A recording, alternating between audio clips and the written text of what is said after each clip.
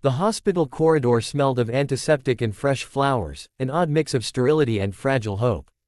Nurses moved quietly, their shoes barely making a sound against the polished floor, while behind one closed door a young woman lay exhausted, staring at the ceiling and trying to understand how her life had changed so completely in just a few hours. Anna had given birth the night before. Her body ached, her thoughts were scattered, and yet all she wanted was to hold her newborn and believe that everything would somehow be all right. That belief shattered the moment her mother-in-law arrived. From the first step into the room, Lydia's presence filled the space with cold authority.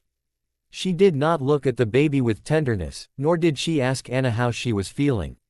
Her eyes were sharp, calculating, as if she had come to inspect a mistake. She crossed her arms and let out a breath that sounded more like a judgment than a sigh. "So," she said flatly, "I see you're still here." Anna tried to sit up, wincing. "I just gave birth. The doctors said I know what doctors say," Lydia interrupted.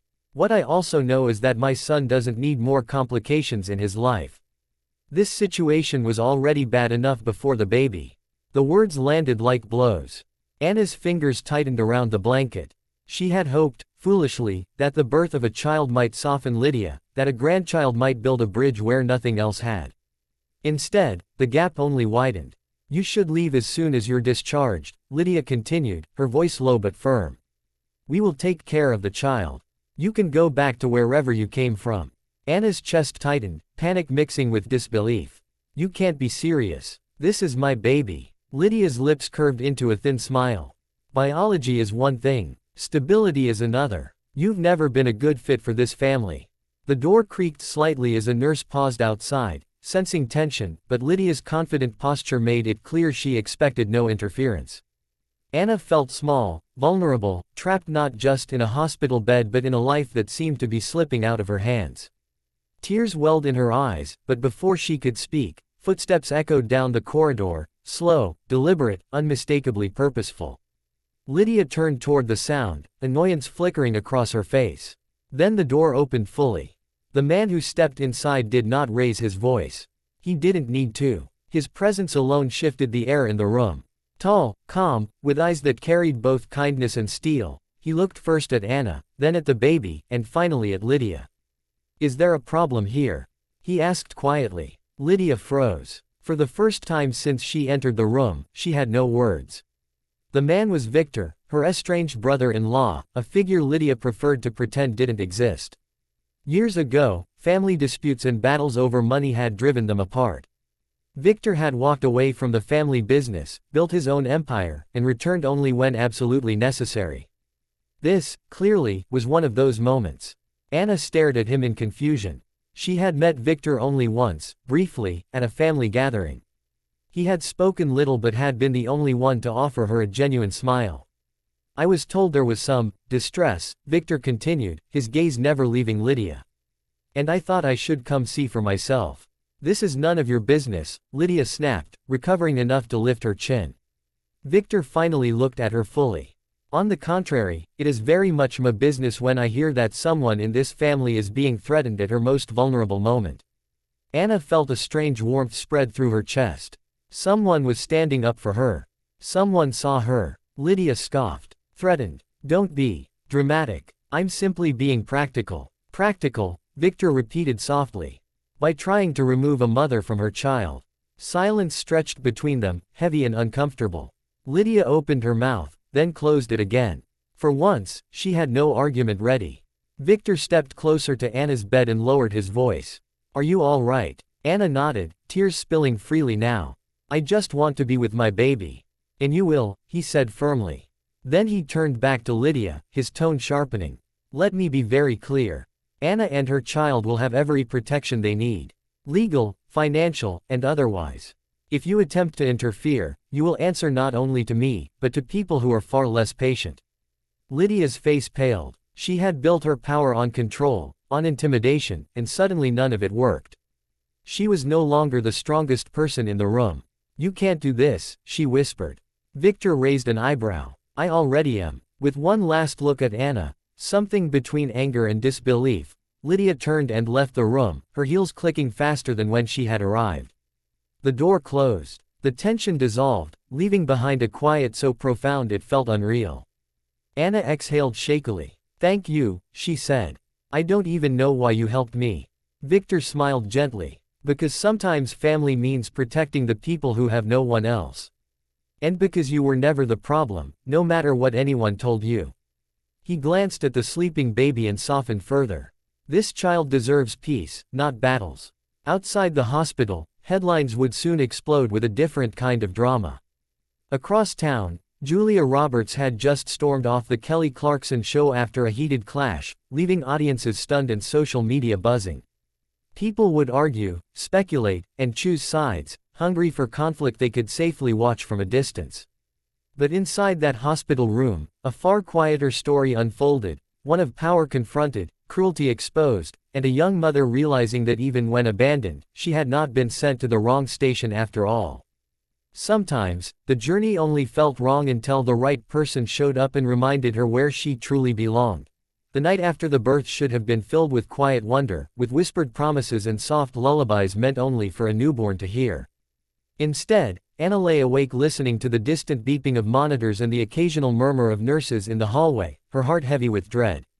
She sensed that something was coming, something cold and inevitable, the way a storm announces itself long before the first drop of rain falls. By morning, her fears took shape. Lydia arrived without knocking, her perfume sharp and overpowering in the small hospital room. She looked around as though assessing a poorly furnished apartment rather than a place where new life had just begun. Her eyes passed over the baby almost dismissively before settling on Anna, who immediately felt herself shrinking under that familiar, unforgiving gaze. "You look tired," Lydia said, not unkindly but without warmth. "Motherhood will only make it worse. Especially for someone like you." Anna swallowed. "I'm doing my best." "That has never been enough," Lydia replied. "And now there's a child involved. You should be thinking about what's best for everyone, not just what you want." Anna felt the sting of tears but forced herself to stay calm. "What's best is that I stay with my baby." Lydia's mouth tightened. "You misunderstand. What's best is that you step aside. My son made a mistake, and now we're all paying for it. This family can provide stability, education, opportunity. You can't." The words echoed in Anna's mind, each one heavier than the last. She thought of the nights she'd spent alone while her husband worked late, of the subtle ways Lydia had undermined her from the very beginning, always smiling in public while cutting deep in private. She had endured it all, believing that patience and love would eventually be enough. It hadn't been. "I won't leave," Anna said quietly, surprising even herself. Lydia's eyes flashed. "You don't have a choice." Before Anna could respond, the door opened again. A nurse stepped in, hesitated, and then quickly stepped back out, as if sensing that she had walked into something far beyond her authority. Footsteps followed, measured, confident, unhurried. The man who entered carried himself like someone who had learned long ago that true power didn't need to announce itself. His coat was dark, his expression composed, but there was something unmistakable in his eyes, resolve. Anna recognized him with a start. It was Victor. He had been absent from family gatherings, spoken of only in half-sentences and warnings. Lydia rarely said his name, and when she did, it was with bitterness. Anna had always wondered what kind of man could inspire such discomfort in someone like Lydia. Now she understood. "Good morning," Victor said calmly. "I was told my presence might be necessary." Lydia turned toward him, and for a split second, the mask slipped. Shock, fear, then control returned, brittle but intact. "You have no right to be here." Victor smiled faintly. "That depends on who you ask." He moved closer, his gaze flicking briefly to the baby before resting on Anna. "Is she bothering you?" Anna hesitated, then nodded. "She's trying to take my child." The statement hung in the air, simple and devastating. Lydia laughed sharply. "Don't be ridiculous. I'm trying to save this family from ruin." Victor's voice hardened. "By tearing it apart." He turned fully to Lydia now. "I know your methods. I've been on the receiving end of them. Intimidation. Control. Convincing people they're nothing without you." Lydia's face drained of color. "You left. You forfeited any say in this." "I left because I refused to become you," Victor replied. "And because of that, I can see this clearly." He reached into his coat and withdrew a folder, placing it on the small table beside the bed. These are documents ensuring Anna's rights, her financial security, and full custody protections. All perfectly legal. I anticipated this moment. Anna stared at the folder, her hands trembling. Hope felt dangerous, almost unreal. You planned this, Lydia whispered. I prepared, Victor corrected. Because bullies rarely change, and mothers should never have to fight alone after giving birth. Lydia's composure finally cracked. You think money and papers make you powerful. Victor met her glare without flinching. No, integrity does. And the willingness to use resources to protect, not dominate. For a long moment, no one spoke. The baby stirred, letting out a soft cry, and Anna instinctively reached out, cradling the tiny life against her chest. The simplicity of that gesture seemed to underscore everything Lydia was trying to deny. You're finished here, Victor said quietly.